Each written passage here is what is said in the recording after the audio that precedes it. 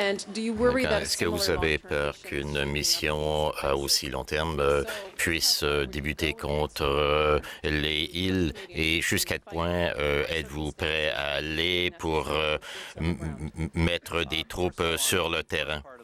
Eh bien, tout d'abord, dans la première partie de la question, actuellement, le pays a bien sûr déterminé par la voie du Parlement la durée de sa mission. Nous l'avons fait de manière appropriée. Nous avons bien sûr fait décroître l'intensité de la mission. Et en Afghanistan aujourd'hui, vous savez, et ce n'est pas une menace de terrorisme international contre notre pays. C'est le grand changement en Afghanistan. Quant à l'Irak et la Syrie, nous n'allons certainement pas actuellement envoyer une mission canadienne de combat, envoyer des gens avec des missions au sol des troupes terrestres dans la région pour combattre l'État islamique. Mais à court terme, la réalité est telle que cette zone sans pression militaire sera un risque pour notre pays, pour la planification d'attaques terroristes, pas seulement dans la région contre nos alliés, mais contre notre pays également.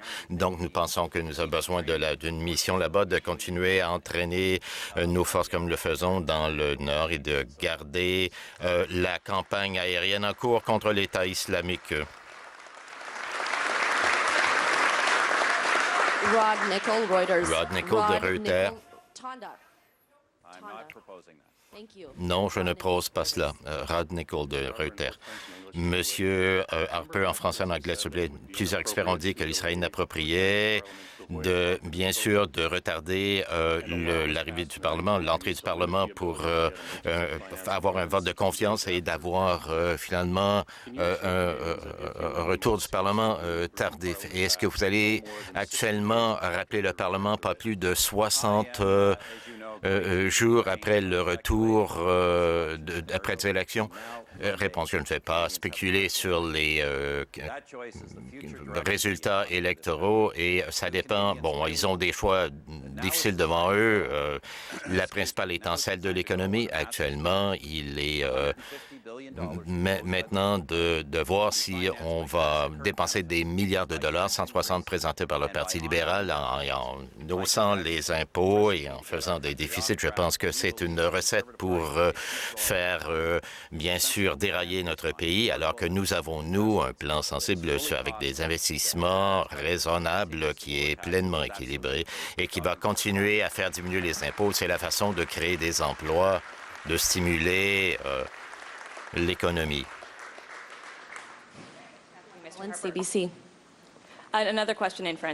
Une autre question en français et en anglais, s'il vous plaît. Je me pose la question, est-ce que vous avez demandé à votre personnel, à vos bénévoles, lorsqu'ils donnent des conseils aux gens dans votre pays? Ben, le Parti conservateur a un code d'éthique très strict et aucun autre parti n'a été accusé des choses que le Parti libéral, M. Gagné, ont fait. Et ce n'est pas à propos de tous les autres, c'est à propos du Parti libéral.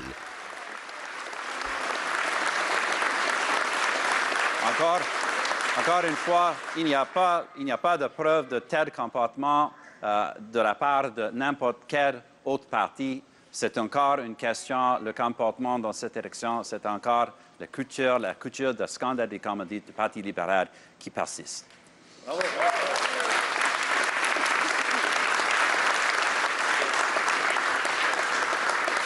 Stephanie Walton de la presse canadienne, s'il vous plaît. Bonjour, Monsieur le Premier ministre.